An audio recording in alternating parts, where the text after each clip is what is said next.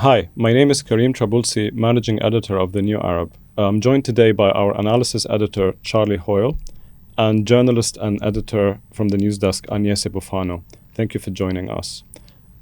Today, we're going to talk about the Israeli elections. We're only 2 months away, or a bit more, from an event that will determine the fate not just of Benjamin Netanyahu, but thousands of lives across the region, in Gaza, in the West Bank, in Lebanon, Syria, and Iran. We're going to ask questions about the Arab vote, Israel's domestic politics, foreign policy, its standing in the entire world, and its relationships with the West, depending on the outcome of this election. Maybe I just want to start with Charlie. Sure.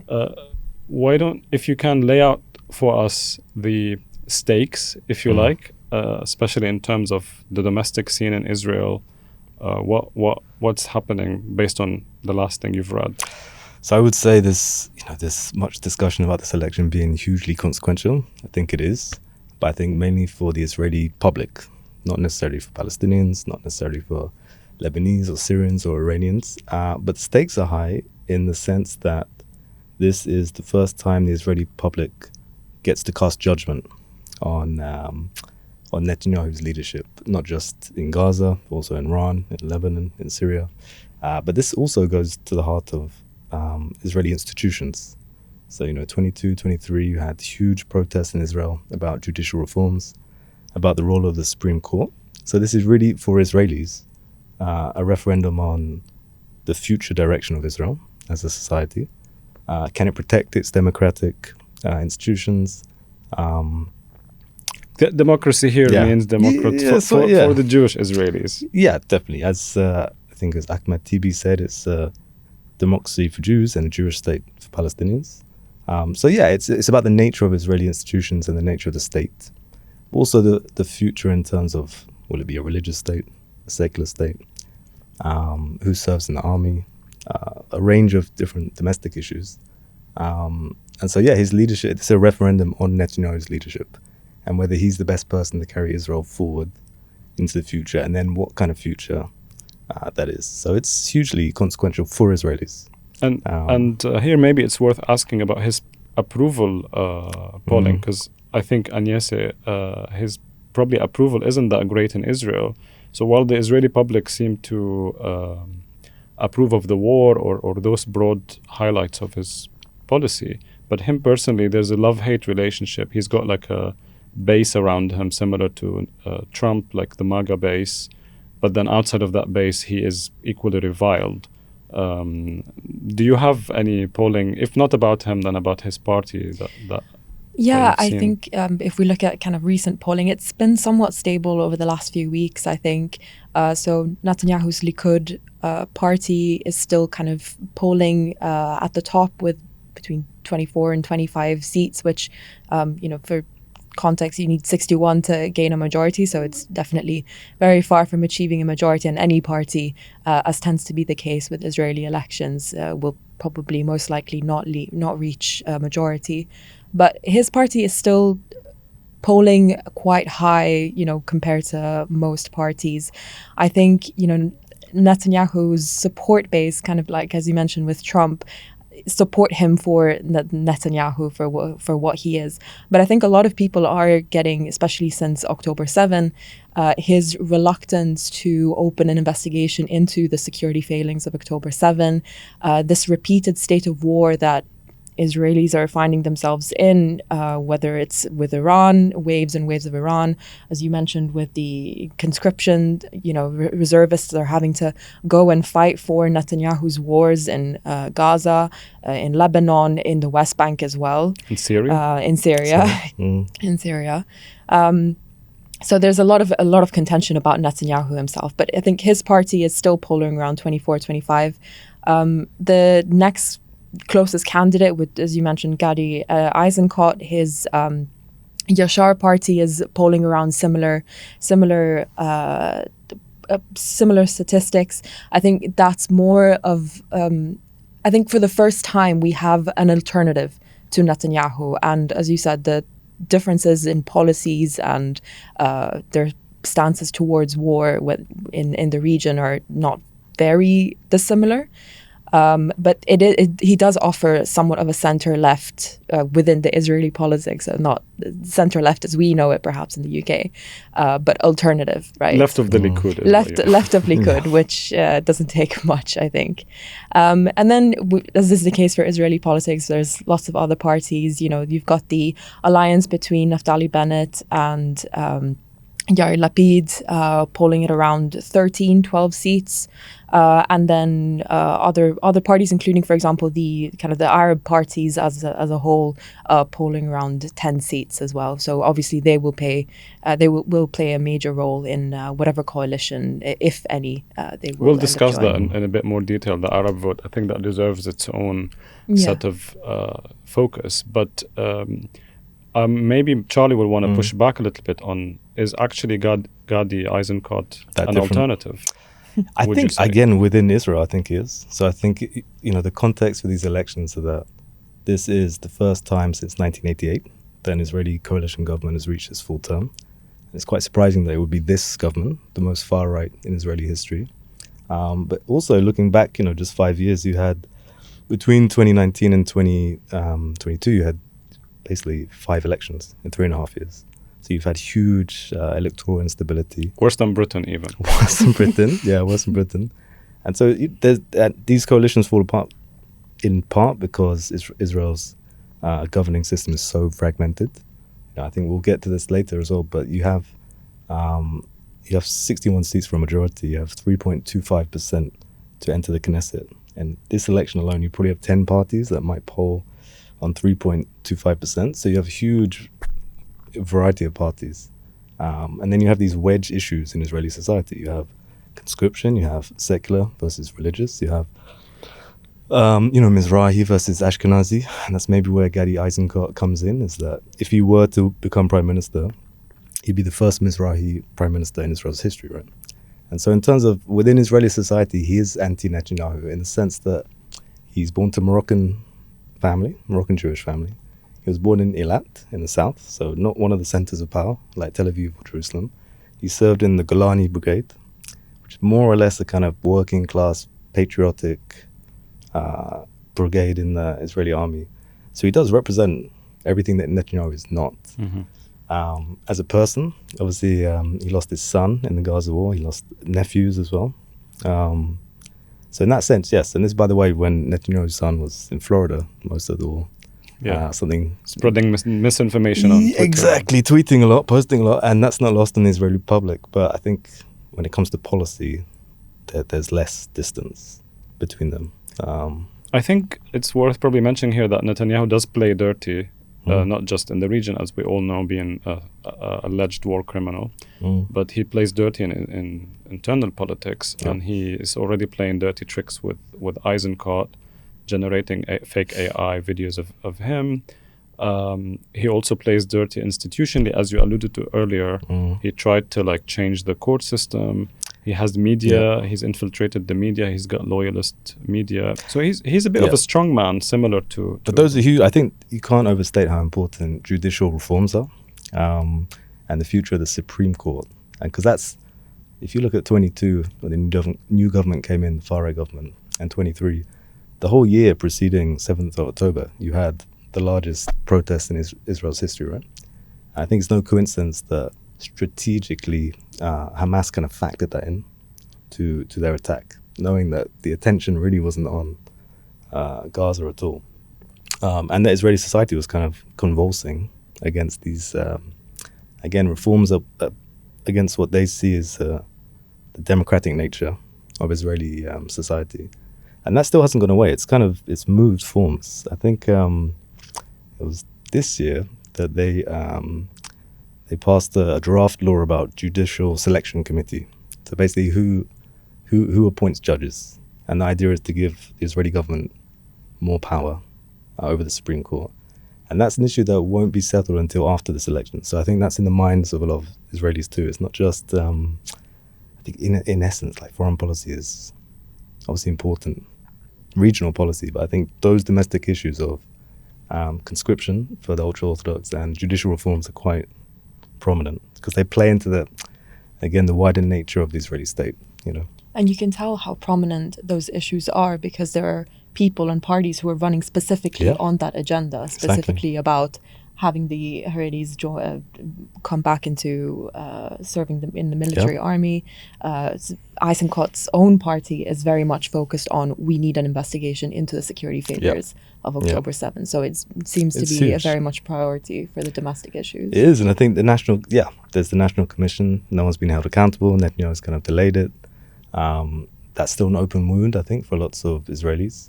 But it's true, I think the opposition and Netanyahu, the entire opposition would be more or less in favor of reinstating ultra-Orthodox conscription, whereas the current coalition is basically held together in terms of the Orthodox parties by a promise between Netanyahu and United Torah Judaism and Shas.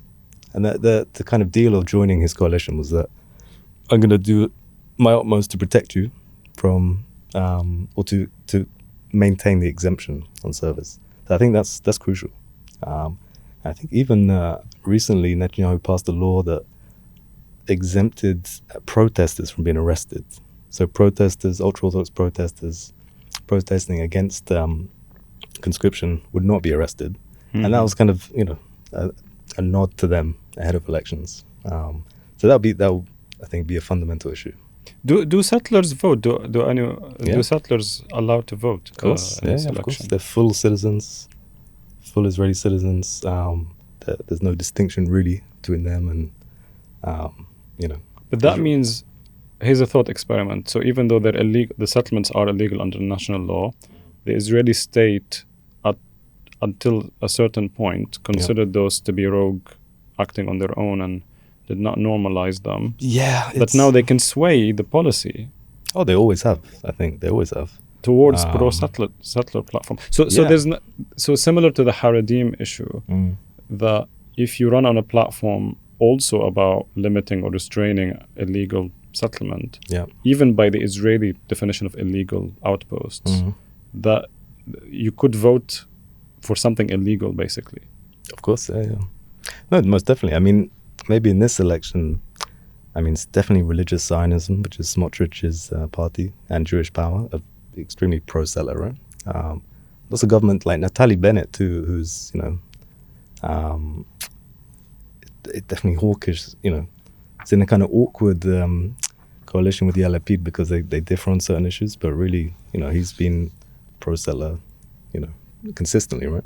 So I think the settler movement is so integrated in Israeli society, it's not an anomaly. It's not a wedge issue in the way Haredim not at all. I think if you want to get onto those points, it's more maybe the issue between opposition parties and the governing coalition, the far-right coalition, is the degree to which Israel extends control over the West Bank. So on the Smotrich, Ben Gvir, it's full annexation, it's full takeover, full Israeli sovereignty. What do you do with Palestinians? It's that choice that Smotrich poses. You leave, you get killed, you get arrested, or you live as, second-class citizens. I think for even Eisenkot, there's again shades of difference in that no one's talking in these elections about Palestinian sovereignty. No one's talking about the Palestinian issue. It's not a vote winner in Israel, especially after 7th of October. It's not even a consideration. And I don't think any party in the opposition, potentially apart from Yair Golan, who's the Democrats leader. And that new left-wing party. Yeah, Hadash as well, for example. So Hadash are a kind of communist Arab Jewish party. So Ofer Kasif, he's quite prominent. He would be talking about maybe even one state, but certainly like Palestinian rights. Apart from that, I think the only option on the table, Netanyahu is not even as, annexationist as Ben Gvir and Smotrich. But his solution for decades has been a Palestinian state light. So it's Israeli control over the Jordan Valley. It's all settlement blocks annexed to Israel. It's Bantuzan style. So no one's really talking about a two-state solution or Palestinian state. It's just not part of the conversation. And yes, is that your reading as well, based on the profile of Gadi Eisenkot, that there is also almost no daylight when it comes to Palestinians? Yeah, I mean, Eisenkot has, in his program, there is no mention of Palestinian statehood. And as you said, I don't think it's necessarily something that people are wondering why is not included in the in his election kind of platform. And I think, yeah, I agree with everything that you said. I mean, these elections are, consequential for Israelis. Is definitely going to be consequential on Palestinians living in Gaza, the West Bank, and East Jerusalem, all three of which will not be voting, right? Yeah. So in these elections. So it's definitely something that will have an effect on them, even though they won't be allowed to vote.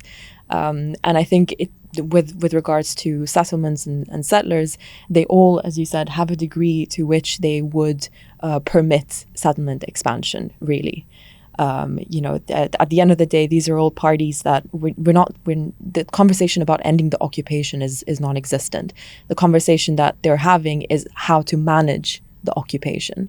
And that's what that's what the different candidates are offering, different ways as to manage the elections. And I mean, Eisenkot is a former IDF chief, so his platform is very much focused on a security for Israelis, of course, and a security first platform when it comes to, or a policy when it comes to the West Bank, for example. And that means kind of recognizing a lot of these settlements, and particularly he's very keen on having a security presence in Area C, which is expanding. So that's which is to enlighten our viewers, it's area supposed to be part of the future Palestinian state. Of course, yeah. So under Oslo, that was supposed to be the map work towards a Palestinian state, which is not the reality on the ground now. I think about 60% of the West Bank of more is Area C, heavily militarized, lots of outposts growing every day. So yeah, that's and new approved settlements, major ones like the E1 exactly that would split it. Yeah, it's greenlit. Now, Area C is also basically where every Israeli settlement is located. So it makes it, it's strategic, it's deliberate, it's, the Jordan Valley is always going to be part of Israel's security calculations. And that's a third of the West Bank that borders Jordan. So when you're talking about, if you're not going to annex the West Bank, like Smotrich and Ben Gvir, and you have this kind of Eisenkot opposition-style state, you're still looking at major settlement blocks stay, Jordan Valley annexed, or at least, controlled by Israel's military. So it's not in any real sense a state. And also demilitarization, right?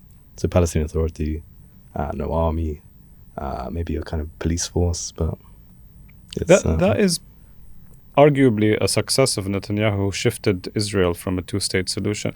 Maybe not single-handedly, to not give him too much credit, but that has been his crusade to... Yes, I would actually say he's just, his political history is first becoming prime minister in 96. And he basically rode a wave of right-wing anger against Oslo Accords, essentially, right? And obviously Yitzhak Rabin was assassinated by a right-wing activist. And Netanyahu was fundamental in kind of channeling all this rage on the right into kind of electoral victory. And even at the time, his platform was, campaigning against Oslo, against the Palestinian state. And it's interesting, I think, as well, around that time that you had these characters that now play a fundamental role in Israeli politics were just emerging, right?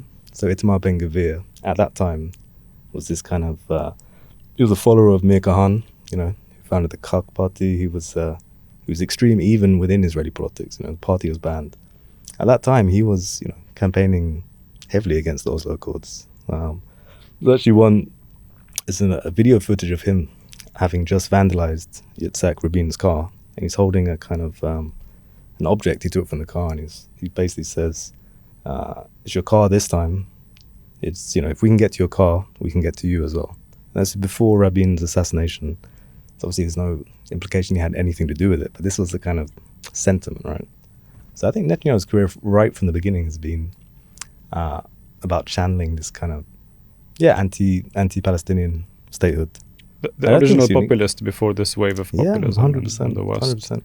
But I don't think there was a large constituency anyway that's pro, Palestinian sovereignty. I don't think Yitzhak Rabin himself was particularly pro Palestinian sovereignty in a true sense, right? So it's sovereignty under Israeli limits. But even that was too much for large swathes of Israeli society, right? I think that two-state solution came, and repeatedly everyone argues the same thing, that you would never have that without international pressure, especially the US pressure. And that belongs to that era where the US was wrapping up after the Cold War, closing these issues and unsuccessfully for all sorts of reasons. U-turning on its own doctrine, the US ultimately would support the two-state solution. So it would never come from Israel or Israeli electoral politics or as a plot. It has to be enforced from like South Africa, from the Western and international community, and we're quite far from that. But we'll talk about the foreign policy in a bit and how that links up to this election. But I would want to pick up something on the Arab vote, because we discussed that a little bit. So the polling shows 13 seats, you say? I think around 10 combined. 10 combined. But in my impression, the Arab vote, when it comes to forming governments or coalitions, is almost insignificant. No one would want to form a coalition with them. And at the same time, they are actually, most politicians incite against them in order to gain votes. That is the dynamic in Israel. Before 7 October, this was the case, the previous election. And 7 October will have made that much worse. Have you seen examples of that incitement or rhetoric? Yeah, I mean, I think you mentioned Netanyahu he's been quite active with his AI videos lately. I think we were talking about it earlier. There's this video where Netanyahu posted about Eisenkot running towards a young Israeli man who looks suspiciously very much like his son who passed away in Gaza. And I think he has a T-shirt on him that says Israel Unity or something like that. And it looks like Eisenkot is about to hug him, and then only to hug Mansour Abbas, right, the leader of the chief of, which is, I think it ended up working in Eisenkot's favor, because a lot of people were outraged, particularly about his son who died while in Gaza quite early on in the war, I think. So there is that, and I think Netanyahu's coalition, and certainly his Ben-Gvir and Smotrich, are kind of painting any possible alliance with the Arab parties and with Mansour Abbas as, supporting terrorism. And how could you do this after October 7?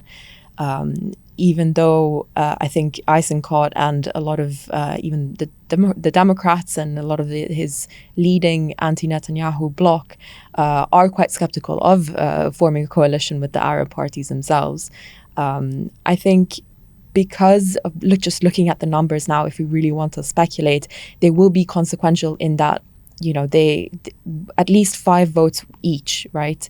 They are important in forming a coalition, given that both Likud and Yashar are quite far away from gaining an outright majority.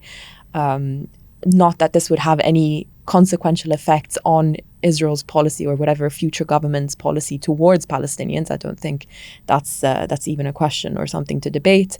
I think because one of the main issues amongst Palestinian citizens of 48 has been the rise of kind of criminal gangs and a lot of that violence in Palestinian communities in 48.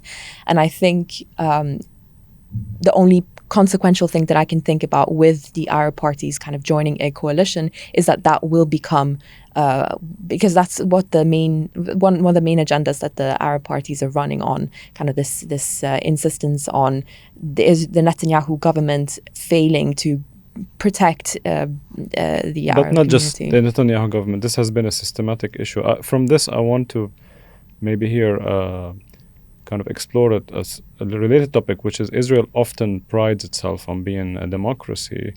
And often the Zionist talking points, the pro-Israel talking points, include, Arabs can vote, Arabs serve in the army. But a reminder here that these Arabs are the survivors of the Nakba who stayed. So they're Palestinian Arabs who remained in what became Israel proper after 1948.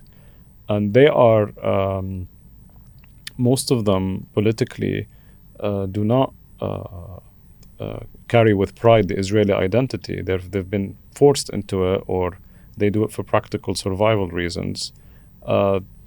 Their integration in politics is a form of resistance rather than a subscription or full joining the political game. But it is like they are. So just to say, one thing is they are divided about how far they would participate politically. And please feel free to correct me if I'm saying anything inaccurate here. They are divided, but then the second aspect is they're actually second-class citizens in Israel. They're not really full citizens, and we see in this electoral cycles evidence of that, where there's incitement against them. There's systematic racism. There's the issue of state neglect, the educational segregation, and so on.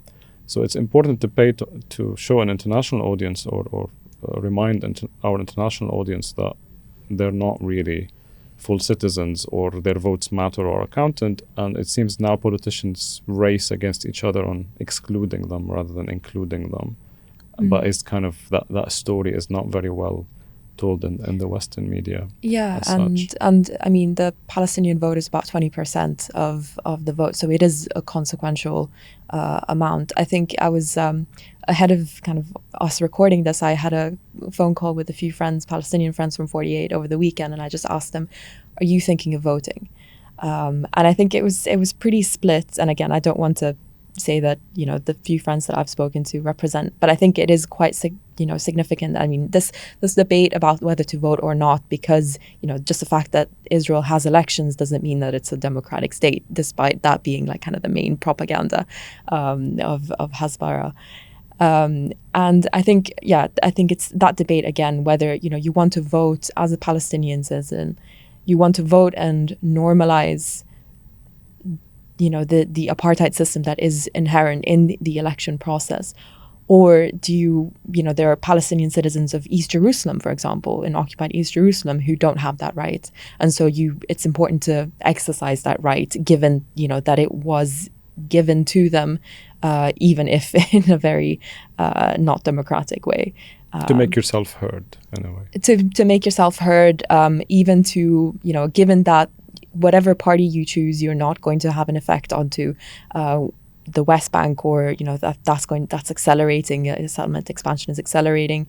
We're still going to have a war economy first type thing, but you could maybe push for kind of the domestic issues about criminal gangs, and especially now with I just looked in the last few hours, I think Mansour Abbas is trying to bring in Segalovitz, I think, the former police commissioner, to kind of join his party, to kind of push that agenda, that the kind of the emphasis on, at least if we are part of a anti-Netanyahu coalition, then you might, you know, they're trying to really rally the vote for once, I think, with this one. But whether it's really consequential for Palestinians, I'm not really sure. No, and just to pick up on that, it's I think even with the joint list and with Mansour Abbas, there is a distinction in kind of approaches, right? So Mansour Abbas and Ram they've broken off from the joint list essentially, right? So there was discussion that they would run together. Ram hasn't in the end, so it's running sort of by itself. You know, he kind of broke. You know, he set the precedent when he joined Naftali Bennett and Yair Lapid's government, in that it was the first Palestinian party to ever be part of a ruling coalition. And in the sense of, you know, like Enyase mentioned, you know, crime, huge issue. And he would argue that, well, I secured, you know, the government only lasted 18 months, by the way. So it's one of the governments that failed. But he would argue that he secured billions of shekels in housing and municipal services, in recognition of the crime problem. And obviously his critics will say, well, the government didn't last and none of these promises have been fulfilled, right? So I think he's one of the more, if you like, he's almost trying to separate the issue of Palestinians across different occupied territories from the issue of Palestinian, you know, 48 citizens, right? I think he's been criticized quite a lot for that approach, in the sense of you might secure some funding, but you haven't fundamentally altered the nature of the Israeli state. You haven't changed the policy of the Israeli security establishment towards West Bank. You haven't really indented or managed to shape in any way kind of Israeli policy. It's like a municipal, hyper-local approach rather than, yeah. which is not where you start solving these It's not, and I think problems. that's why other Palestinian parties are slightly different. I think, the Joint List was formed in 2015, largely in response to a change in the electoral threshold. So Israel raised it from 2% to 3.25%, in part to dissuade Palestinian parties, right? Or to prevent them from entering the Knesset. So they banded together and basically formed the Joint List. And they had a great performance in 2015. 2020, I think they had their best, they set a real high watermark for performance. They were the third largest bloc in the Israeli Knesset. They had, the highest Palestinian voter turnout, I think, ever. And they still weren't part of a government, So in the sense that even if you perform well electorally, there's just no, willingness on the part of Israeli parties to include you, in a ruling coalition. And that's probably going to be the same this time around as well. I think from domestic politics, maybe we should, we talked about West Bank, and it sounded to me like there was no difference whatsoever between any of the parties that could win in terms of like relenting the settlement movement or embarking on a resuming negotiations toward a two-state or any kind of Palestinian sovereignty. But in Gaza, maybe things are a bit different because we have some framework for Israeli withdrawal or winding down the genocide and war that has been pushed by the Trump Peace Board and agreed to by Hamas, but now it's Netanyahu who has rejected it. Would you say, maybe a question for Charlie, Sure. Would you say Netanyahu only rejected it for electoral reasons, and he would then maybe post-elections do agree to that, or do you think it would take another person to finish that deal or continue that deal? I think on your first point, he definitely did it for electoral reasons. I think you won't see any movement on any issue really pre-election. But it's also part of his calculations to hold together, this right-wing base, right? And just for reference, what does Smotrich want in Gaza? He wants resettlement of Gaza, What does Ben Gvir want? They want, a total annihilation and ethnic cleansing, to reinstitute settlements that were evacuated in 2005. So those are the kind of coalition partners he's dealing with. So you can't make any concessions on Gaza electorally, but also from his, personal reasons too. I think there's never, Israel's never really had a kind of plan for Gaza, since occupying it from previous Egyptian control. It's never really had a strong vision for what to do with Gaza. 2005, Ariel Sharon withdrew settlers and the military unilaterally, but it wasn't ideological. It was an economic withdrawal. It was the settlements there were just too costly to maintain. You had, 8,000 settlers amongst, 1.5 million Palestinians. The security logistics were too much. And the real plan was to focus on, the true prize, which is the West Bank. And I think that's a goal shared across the Israeli political establishment. It's only really the hardcore far-right, religious nationalists that would probably want to build new settlements in Gaza.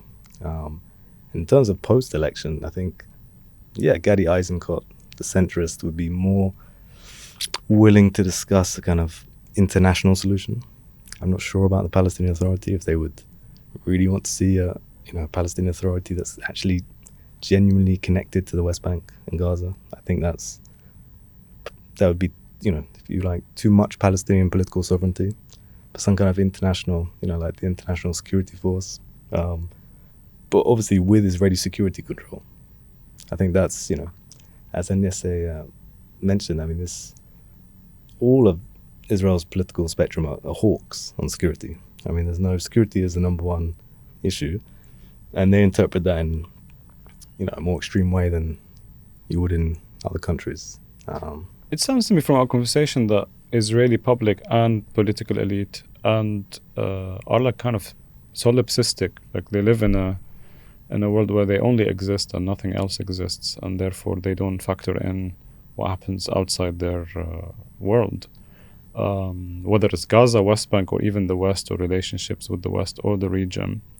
And you can see that in the polling of their attitudes towards war. I think majority of the population still supports all wars. They are against withdrawing from Lebanon even, not just the West Bank and Gaza. But before maybe we talk about the Palestinian Authority, because Charlie mentioned it, it seems also that they're all in agreement on dismantling or weakening it, that Israel's moved on from that Oslo phase, and every day they're dismantling UNRWA and Palestinian Authority and those institutions. Has Gadi or that not? We know that's Netanyahu's platform. Have his rivals said anything about the PA or UNRWA or anything like that from what you've tracked? To be honest, I see Eisenkot working with the PA a little bit more, at least, than Netanyahu, which doesn't take much. I think, as far as I'm aware, he doesn't have a particular clear platform or policy as to post-Gaza. I know that he's hinted at possibly starting with the kind of reconstruction phase of Gaza, which Netanyahu has so far said not to, or has declined to even consider. I think when it comes to, Hamas is off the table for any party, Eisenkot or Netanyahu. I think that's pretty clear. And I think when it comes to giving any form of Palestinian governance of Gaza, I think, as you, Charlie, were mentioning, as long as it's within Israeli control. So I think the idea of withdrawing from Gaza is unthinkable. It's a defeat, especially after October 7, and it's something that Eisenkot even has kind of hinted at, that the need for that security buffer zone for Israelis is, even though they can control nearly 70% of the territory in Gaza, I think that will still be there. And so I imagine that will also expand onto the political sphere, where maybe Eisenkot will be a little bit more favorable to working with certain technocratic governments, as long as there is still that Israeli security governance on top. I think it goes back to what I think, even though the whole world and the region are hotly anticipating this election, and like Charlie said, a lot of things are on hold until the dust settles and we see who wins. It seems none of the candidates are interested in addressing anyone other than the Israeli domestic audience. They're not talking to regional partners. They're not issuing any signals of any kind, even though you have the Abraham Accords, you have candidates for the Abraham Accords who were signaling interest in joining. You have Lebanon, which is directly talking to Israel, Syria, which is directly talking to Israel, Egypt, long-standing peace treaty with Jordan. No one's addressing these issues, and they're just focusing on the same kind of cycle. And that is a bit, I think they are blind to a new reality of what Israel has to contend with now post-genocide. So maybe this is a good way to talk about the region and the world who are waiting. So it's obvious to me that as long as Netanyahu remains in power, no one will want to join anymore with the Abraham Accords. That the regional rehabilitation of Israel and international does depend on him personally, not being empowered, regardless of whether his opponent has a different platform or not. That the region just doesn't want Netanyahu specifically anymore and blame everything on Netanyahu. Is that your reading? I think so. We've said, I think all parties are kind of hawkish towards any war campaign in the region.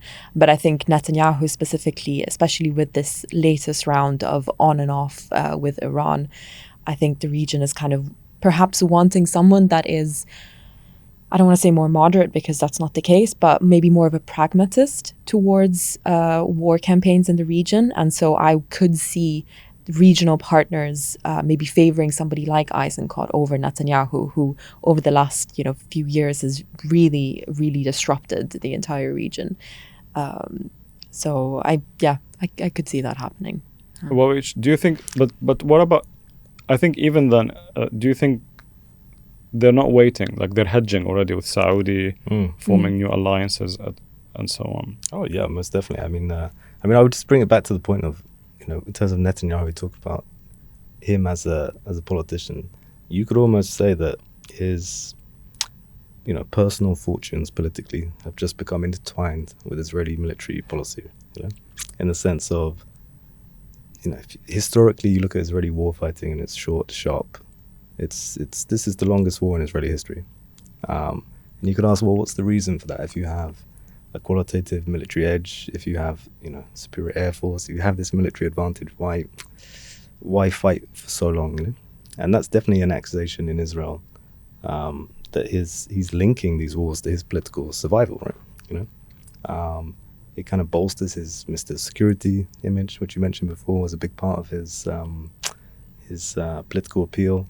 Also bolsters, in a sense, his connection with the US. He's always had a kind of sales point of, I and I alone communicate with the US and can change, the minds of US presidents. And he'll argue that with the Iran war, But he has obviously overplayed his hand to the Completely. point that he's damaged Israel's strategic position. Would you agree with that? He has and he hasn't, I think, because all of the, I think the tragic thing is all of this plays out within all of these conflicts. It's 100,000 people in the region killed since 2023. Mainly in Gaza, but obviously Lebanon, Iran, Syria. It's all playing out within a kind of framework of Israeli elections, basically, right? And all of this is then to kind of, beyond the kind of long-term security military aspects. There's been huge disagreements. This is why Eisenkot left the war cabinet, right? It's because they see the military and security establishment are kind of at odds with Netanyahu's strategy. That's not how they fight wars. There's been no strategic, long-term strategic gain, despite all these tactical victories. So in a sense, but they haven't achieved much strategically. But when you have a superior military, and for now when you have US backing, it's kind of, there's no other, diplomacy is not an option from an Israeli perspective, right? However, he by failing in the Iran war, he has invited American wrath, European, because we're all in Europe affected by the war, cost of living. It's all the work of one man. No one's joined in the war. Even though the rhetoric is not yet catching up to this reality, and he's still being received in Western capitals. But I have a feeling like there's so much ire against Netanyahu that really everyone in the world wants to see the back of him, even Trump himself at this point. Oh, 100%. And let's not forget the fact there's, an arrest warrant issued by the ICC, right? I mean, this has almost gone kind of unnoticed. Certainly within Israel, it's almost like a non-issue, right? But then it's the question of what would change if he wasn't in power, right? I think Agnese alluded to it, like pragmatism. It's probably, at the moment, Netanyahu is completely unpredictable. The multi-front war was a complete shock. I mean, I think sort of one of the most, revealing aspects was the strike on Doha, right? I mean, Israel bombed, a sovereign state whilst negotiations were taking place over Gaza ceasefire. I mean, it's kind of unhinged behavior that showed there were no limits to where Israel could launch military strikes. And then this idea of the conversation in Israel then switching towards, well, maybe Turkey could be an option. I mean, that's what Naftali Bennett said. Yeah, exactly. Yeah. And obviously it's a NATO power and it's unlikely to happen. But even just mentioning these things, it's just not normal diplomatic behavior to threaten regional powers with a potential future conflict, right? And like you said, Bennett mentioned that. So it's not unique to Netanyahu. I think these calculations, will continue after him. But people at least will feel that Eisenkot or another centrist would be pragmatic, predictable, maybe reasoned with. But I think what you said, and I'll pick this up with Agnese, is because everyone in Israel is addressing domestic audience again. They don't care what happens outside of Israel. So Bennett can say Turkey's next. They can say, after Turkey, they'll say Pakistan is next, and they'll say Saudi is next, and they're already saying there's a Sunni axis now with the new Mecca pact. Why is Israel so insulated from the consequence of its own actions? Is it like, I can speculate, but is it the impunity that the West allows it to behave in, that even if they've done a genocide?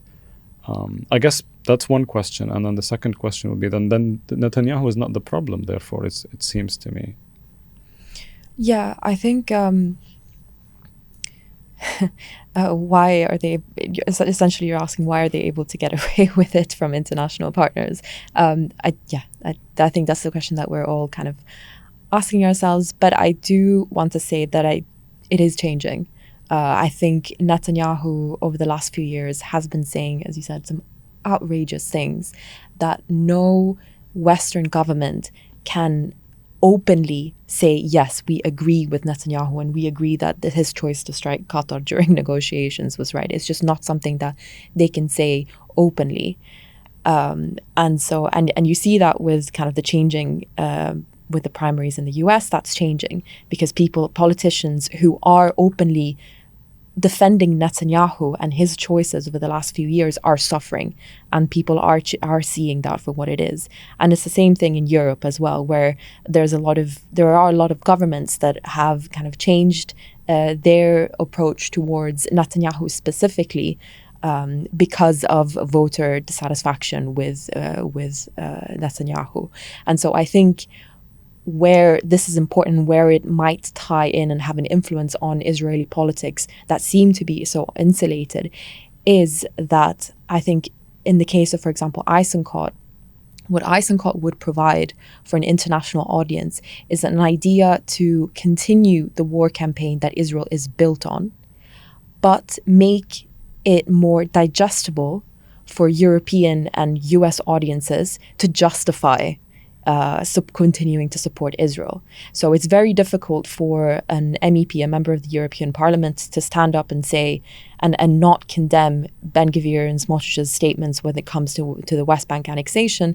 But it's a lot more plausible for them to say, we support Eisenkot's call to booster security in this part of the West Bank because, I don't know, like we saw from the really deadly incident in Tel near Nablus a few weeks ago, right? Where there was that huge wave of boosting security after and carrying out mass raids and occupation. I think those types of things would be a lot more digestible and okay for international governments to support if Netanyahu wasn't in place. Now, what I'm saying is it doesn't mean that maybe Eisenkot will offer more pragmatic things, or maybe not striking negotiators as the negotiations are taking place.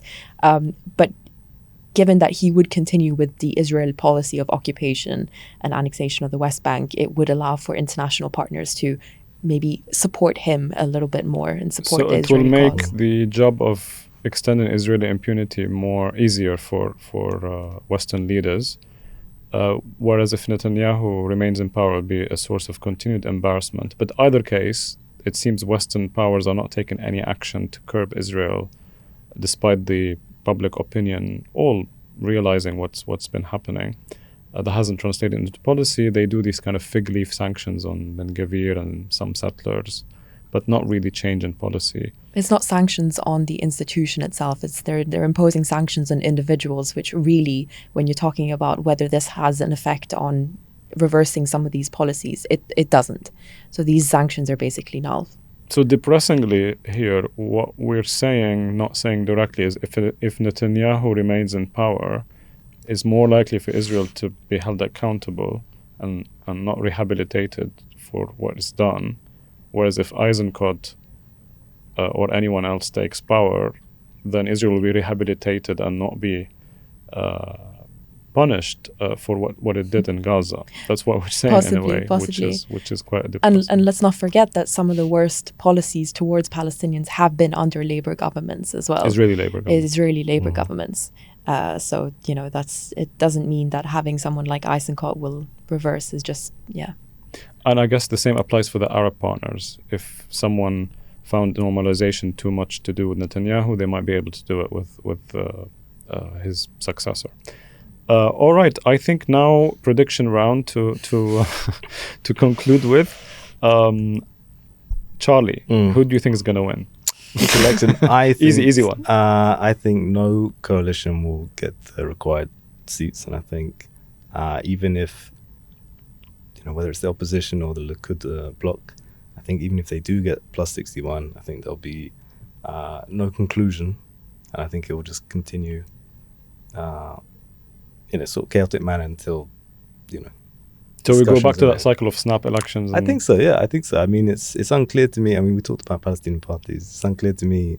Obviously, Likud coalition will not accept them as partners. The opposition, unlikely. Obviously, it depends on turnout and the kind of election map in that sense. But I think it will be stalemate, deadlock, negotiations. I think, but as every other Israeli election, it's always fragmented and chaotic. I think that kind of chaos in Israel is what paved the ground for what happened later on. Yeah. That inability for anyone to have a policy or predict what Israel's going to do. So yeah, we would go back to that, which was the situation where vacuum. Yeah. I think you're right. You're right in terms of international partners. Not really, because Netanyahu is not really setting policy. He's just placating coalition partners. So there's not really a kind of. We discussed this before, that there is an overarching kind of consensus on certain issues in Israel. But when it comes to immediate electoral cycles, you're hostage to kingmaker parties that can just leave the government if they don't agree with something. But then it makes it impossible to pass laws. You'd have to call new elections. So I think my bet would be that it would be no majority, deadlock, and ongoing coalition discussions. Ongoing crisis. Yeah, basically. Okay, Agnese, your turn. Would you say Netanyahu, not the war in Iran, there's a current ceasefire or lull? There is talk of the U.S. unilaterally leaving, and they obviously don't have a military option because of the ammunition issue. But do you think, and Israel is not very happy with the ceasefire, they want to continue the war that they encouraged Trump to do. Do you think Netanyahu would go as far as unilaterally hitting Iran and restarting the war just for the electoral reasons? Yes. Yes. is my answer. I mean, we've got, I think, 80 days left, something like that, until the next elections. It's a long time. Not only in terms of domestically for Israeli politics to kind of form more alliances or kind of hint as to whether they'd be willing to form alliances with maybe the Arab parties, but it's also a long time for another wave of Israeli strikes. And I don't want to be pessimistic, but I think over the last few years, we just have been coming back to being pessimistic because that's the reality of what it is. I think another wave of Israeli strikes, possibly, targeting more high-level officials inside Iran or, elsewhere. I think that would be something that Netanyahu could very much do in order to gain some votes, some last-minute votes, and kind of frame it as this, I'm the only one who can really do this. And as we said, the Israeli public is pro-war, even though there might be debates as to whether, a lot of people are unhappy with the amount of time that they're serving, given with the Haredi law and everything. But the public as a general is pro-war. And I think another wave right before the elections would possibly play in Netanyahu's favor. So that could be the October surprise if the polling remains deadlocked. That's what we have to watch out for. Not very good news, not many huge differences, but we hope something in Israel will change in order for the region to move on and go back to some form of normal life that we knew maybe relatively before Netanyahu. Thank you all for joining. That's it from us.